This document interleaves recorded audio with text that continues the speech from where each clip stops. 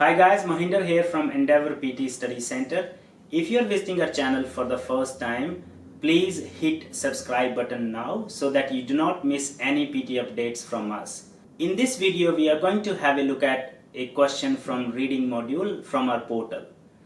Now, if you are enrolled with us, you already have access to our study portal.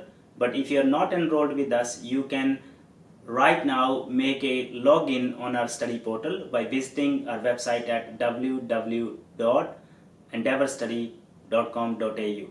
In this free login, you will have access to all the latest exam questions with their answers and explanations, as well as you will have access to unlimited mock tests through our study portal.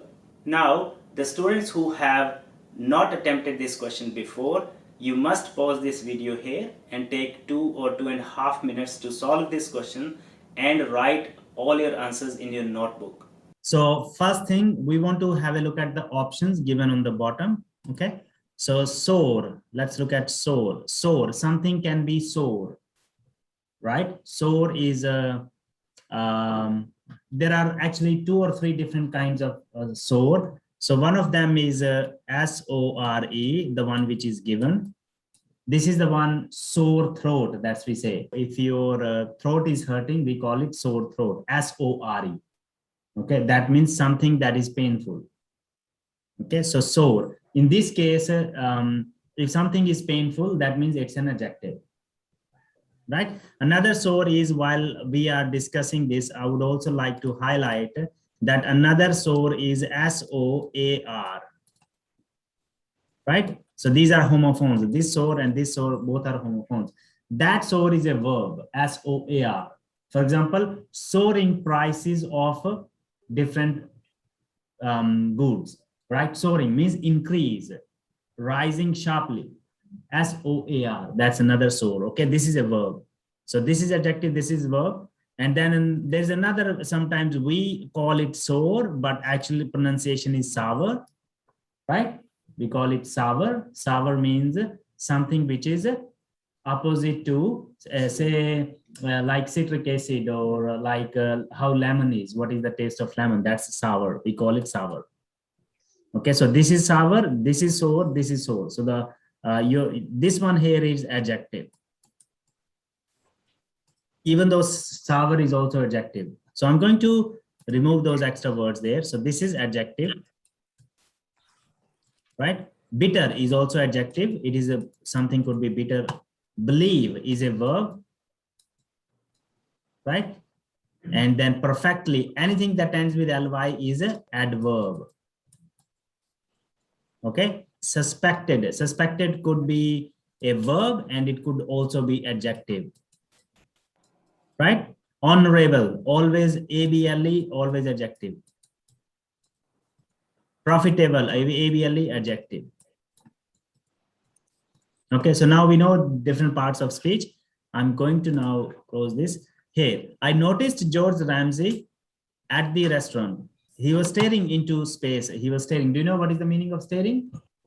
Yeah. Yes. So staring. He looked as though the burden of the whole world sat on his shoulders. I dashed him. So we definitely need a verb here. Yes. Right? So what verb we need? Because if someone is staring, what do you think what should be put here? I suspected, well done. I suspected at once that his unfortunate brother was causing trouble again. I suppose every family has a black sheep.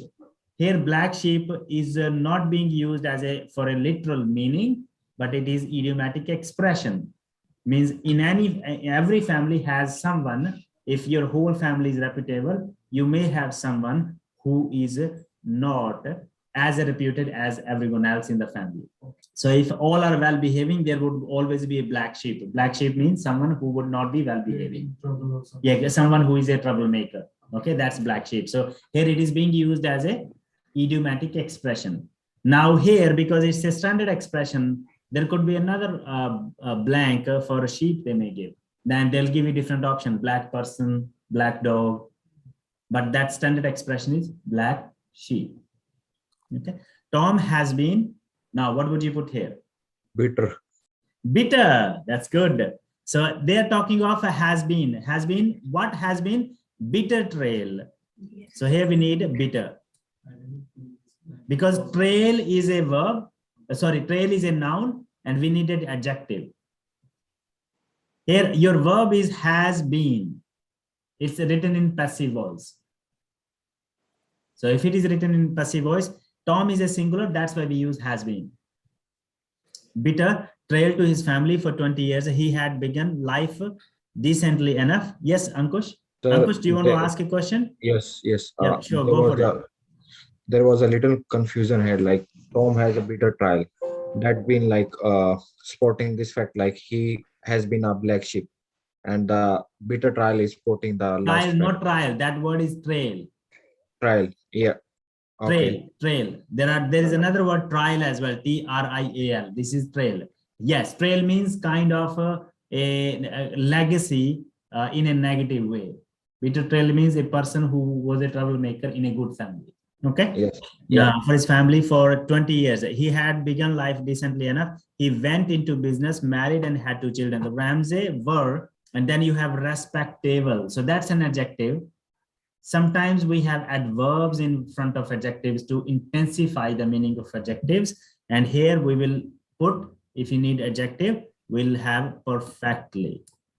So Ramsey were perfectly respectable people. So this is a combination of adverb, adjective, and noun. And there was every reason to suppose that Tom Ramsey would have a useful and. So you have useful here, and this is and. So this is adjective. We also need adjective here too. Okay, so what other adjective is left? Honorable. They were very perfectly respectable people, and there was every reason to suppose that Tom was a negative person, right? Tom has been a bitter trail. He was a negative person, so it cannot be positive thing. It cannot be honorable. Yeah, it's profitable. Profitable. Say Tom Ramsey would have a useful and profitable career because his family was pretty good. So if he behaved really well, he would have had a useful and profitable career. That's what they're trying to say. Okay. So if you get 4 out of 4, that's super. 3 out of 4, okay. 2 out of 4, okay. So let's revise. What do we need to keep in mind? So whatever the word you're choosing should sit there in a way that that meaning of the sentence is clear according to the context. That's first thing. Second, it should be the right part of speech. That's a grammar part of it. And the word you are choosing should sit properly with other surrounding words too. That means collocation. So 3 strategies for filling the blanks all the times. I hope you guys find this video useful. If you like this video, please share it with your friends who may be preparing for PTE. If you have any questions, you can also write them in the comment section of this video. I'll see you guys in my next video with more questions and explanations. Till then, bye bye, take care and stay safe. Thank you.